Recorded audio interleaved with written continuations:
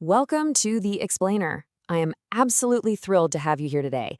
So, we're going to dive right into this because over the last couple of years, Pakistan has essentially been completely rewriting the rules of the internet within its borders. We're witnessing this incredibly rapid and heavily debated evolution of digital laws. It's a massive legislative push aimed at regulating practically everything, from stopping fake news to deciding who's even allowed to log onto a social media platform in the first place. It's a really fascinating, highly complex situation, and today we're going to break the whole thing down by looking at the actual source documents, the legislation itself, and the critiques from experts on the ground. So, here's our roadmap for the breakdown. We'll kick things off by looking at the overarching digital crackdown, and then zoom in specifically on efforts to protect minors, including a highly controversial under-16 social media ban. After that, we'll shift gears to how they're policing fake news. Finally, we'll dig into the very real pushback from civil society and the ultimate balancing act between state regulation and digital freedom. All right, let's jump right into the first big piece of this puzzle, the digital crackdown, and how these cyber laws are actually evolving. Yeah, the whole thing really starts with one fundamental question. Think about it for a second. How does a nation actually go about policing the internet? I mean, it's this borderless, constantly shifting virtual landscape, right? But governments around the world, and specifically Pakistan in this case, are trying to take physical, real-world laws and map them directly onto this digital space to fight some very real-world threats. And if you want to see exactly where that abstract idea becomes incredibly concrete, you just have to look at the official Gazette of Pakistan from July 24th, 2023. This document outlines the Prevention of Electronic Crimes Act, usually just called PICA, and specifically its amendments. This is the moment the state officially put pen to paper to drastically expand its digital jurisdiction. So we aren't just talking about political theory here. This is the literal ink that changed the legal landscape overnight. Moving right along, let's focus on one of the main drivers behind this massive legal shift, protecting minors online and combating digital exploitation. Obviously, before a government can tackle a horrific, destructive problem like digital child exploitation, they first have to define it strictly in the eyes of the law.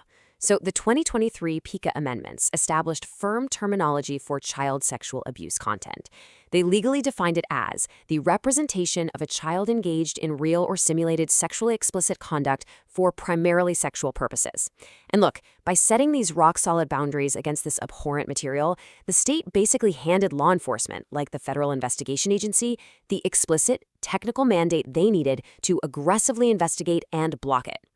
And those definitions, they translate directly into some very serious actionable offenses. The legislation meant it a batch of entirely new, highly specific cybercrimes.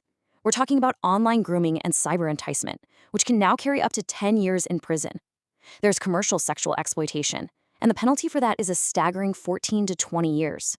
They also introduced laws against child cyberbullying, which allows guardians to officially petition authorities to block harassing content. And they explicitly criminalize the use of digital systems for kidnapping or trafficking. Make no mistake, the state is bringing down the hammer with severe punitive measures to protect its youth.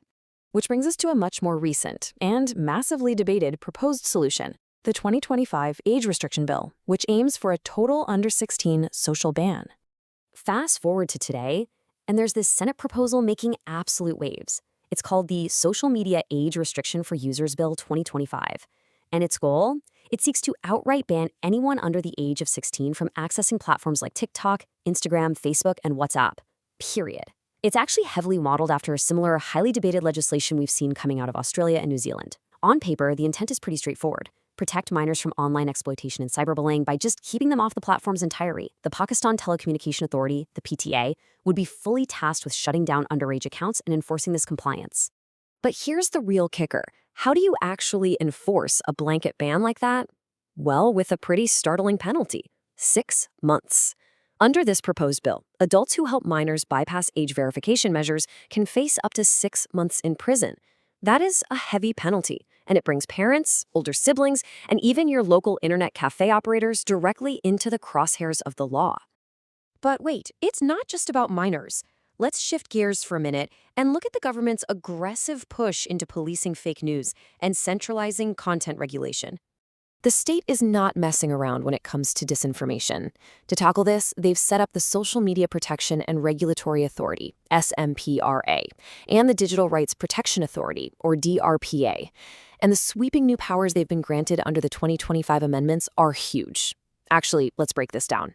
If an everyday individual disseminates fake information or deliberately causes panic, they're looking at up to 3 years in prison and a 2 million rupee fine. But the corporate side, that's where things get wild. If a major platform fails to comply, say they don't remove content within 24 hours or they refuse to register locally, they face outright service blocking and some truly massive financial penalties. Just to really underscore the absolute stakes here for a second, 500 million rupees. That is the towering maximum penalty threatening non-compliant social media companies. The state is making it incredibly purposefully expensive for global tech giants to just ignore local content removal orders. Of course, you don't introduce laws this severe without triggering some major alarms. So let's talk about the pushback and pitfalls coming from civil society and legal experts. Digital rights advocates are seriously pushing back. Take Sedef Khan, the co-founder of Media Matters for Democracy. She notes that, yes, the idea of protecting children online is important, but when you start introducing blanket bans, it sets a dangerous precedent. Advocates are deeply concerned that these sweeping laws were drafted in a bit of a vacuum, with virtually no consultation from civil society, education experts, or mental health professionals. The big fear here is that these vaguely worded laws could easily be misused to suppress free speech or silence dissent, all under the convenient guise of protection. And then there's this really fascinating legal contradiction that scholars keep pointing out. It's a total clash of philosophies within Pakistan's own legal code. On one hand, the cyber laws like PECA 2023 and the new 2025 amendments take a highly punitive approach. It's all about harsh prison sentences, heavy fines, and blanket bans. But on the flip side, Pakistan's existing Juvenile Justice System Act from 2018 is entirely rehabilitative. It focuses on a rights-based vision that protects a child's dignity. So academics are arguing that treating digital offenses by minors with this sort of punitive overkill directly undermines the rehabilitative goals the country has already officially committed to. Plus, this isn't just about high-level policy debates. There is real everyday friction happening right now. For example, as the state tightens its digital borders, everyday digital workers are getting caught right in the middle. The PTA recently required freelancers to jump through all these bureaucratic hoops just to use a VPN. They have to visit a government portal, tie their VPN usage directly to their registered mobile number, and then sit around waiting for official PTA authorization. Now, the PTA claims this facilitates secure and uninterrupted operations, and over 31,000 people have already registered. But it perfectly illustrates the daily hurdles citizens are now facing just to maintain basic, unmonitored internet access for their livelihoods. So where does all this leave us? Well, it really comes down to an incredibly delicate balancing act between safety and freedom. If we pull all of this together, we're basically watching a government walk a high-stakes regulatory tightrope. There is a massive tension at the heart of this entire debate. On one side, you have the absolutely valid, urgent need to protect youth from exploitation. But how do you achieve that without enforcing mass state-level surveillance? You definitely want to stop malicious fake news and panic, but where exactly is the line before you're just suppressing legitimate free speech? You need global tech giants to respect local laws and enforce compliance, but blanket bans and staggering fines run the very real risk of stifling the digital access that millions of citizens rely on for their education and income. It's a tough, tough balance. And that leaves us with one incredibly difficult question to chew on. As a nation aggressively closes its digital borders and ramps up heavy regulations in the name of absolute safety, at what point does that protection become a digital prison? It's a phenomenal question, not just for Pakistan, but honestly for every single nation grappling with the realities of the modern internet. Thank you so much for joining me for this explainer. I really hope this structured look helped clarify a very noisy, complex debate. Keep questioning, keep learning, and I'll catch you next time.